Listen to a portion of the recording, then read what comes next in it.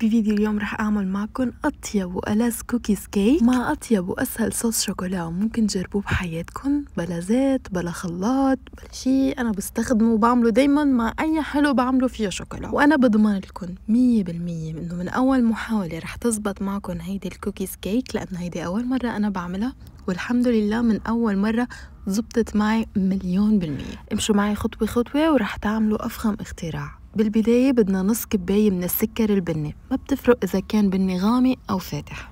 من بعدها بكل بساطة بدنا حبة من البيض بحرارة الغرفة، يعني إذا كان البيض بالبراد طلعوه قبل ب10 دقايق ليصير بس هيك بحرارة جو المطبخ، ومنحط فوقهم معلقة صغيرة من الفانيليا.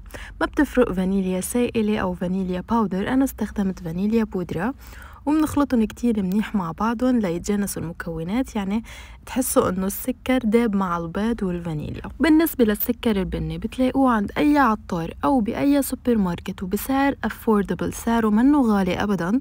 يعني انا ممكن جبت الكيلو $1.60 هيك شي، يعني تقريبا سعره قريب كتير للسكر الابيض. من بعدها بدنا 100 جرام من الزبدة.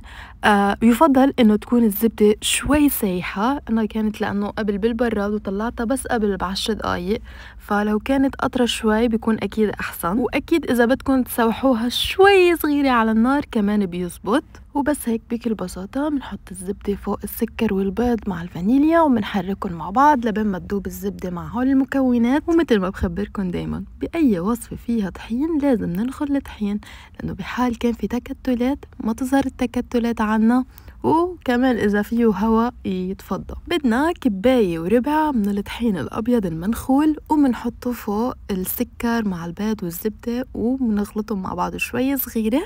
من بعدها بدنا معلقة صغيرة من البيكنج باودر ومعلقة أو معلقتين صغار من النشا ورشة من الملح. شفت فيديوز لناس عم يعملوا نفس الوصفة وعم بيزيدوا كربوني أو بيكربونات الصوديوم، بس ما حبيت ضيف لأنه شفت بالكومنتس إنه طلعت كتير مالحة، جربوها وطلعت مالحة، فنصيحة مني ما حطوا بس رشة ملح بزيادة. من بعدها رح نخلطه لتتشكل عنا العجينة، وآخر شي بدنا نحط نص كباية من الشوكولات شيبس، أي نوع شوكولات شيبس ما بتفرق، وحتى فيكن تجيبون شوكولات شيبس تعبية من عند أي عطار كمان بتزبط أكيد. وبكل بساطة بنعجنهم مع بعض، وهي مكونات عجينة الكوكيز.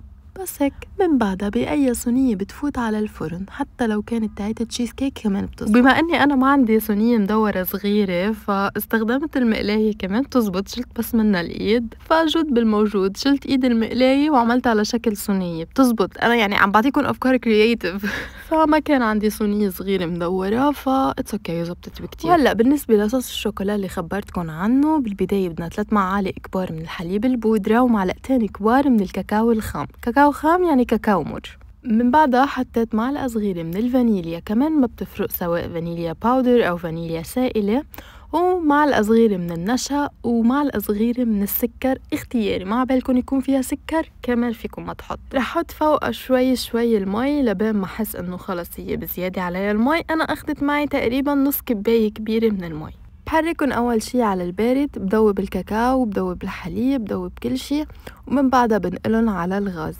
بحال انتو على الغاز حسيتوا انه هن بدهم بعد مي كمان فيكن تضيفولن مي باردة عادي جدا، وما بقصد باردة انه تكون متلجة، لا المي الباردة العادية اللي بنشربها. المهم تضلكن عم تحركوا فيهم عشان ما يتكتل معكم، وهيك شكلها بيطلع بالاخير للشوكولا حرفيا كأنه شارينا من برا، وغير انه طعمتها بتشهي وطعمة الكاكاو كانت كتير قوية فيها. واذا بتحبوا طعمتها يكون فيها شوي هيك قهوة، فيكن تحطوا نص معلقة صغيرة من قهوة سريعة الذوبان كمان بيزبط. من بعد ما يبرد عندي الشوكولا بجيب الطبقة الأولى من الكوكيز وبحط عليها الشوكولا، وبرجع بعجن الشقفة التانية اللي خليتها وبحطها فوق الشوكولا وطبقة الكوكيز الأولى، وبرش عليهم شوية شوكولات شيبس أكيد اختياري يعني. هلا بفوتها على التلاجة تقريبا نص ساعة لحتى العجينة تمسك حالها منيح، ومن بعدها بحمل الفرن على درجة حرارة 170. بنحميه قبل ب10 دقايق وبنرجع بنفوت الكيكة. هلا إذا انتو بتحبوا تخلوه شغال من فوق ومن تحت فيكن، بس أنا بفضل إني شغله من تحت بالأول ومن بعدها من فوق. من تحت بتاخد معكم من 20 دقيقة لنص ساعة، ومن فوق بس بتاخد 5 دقايق، يعني بس تعطيها لون. وأكيد بتلاحظوا هي بالفرن إنه عم تنفش لأنه نحنا حاطين أصلا بيكنج باودر.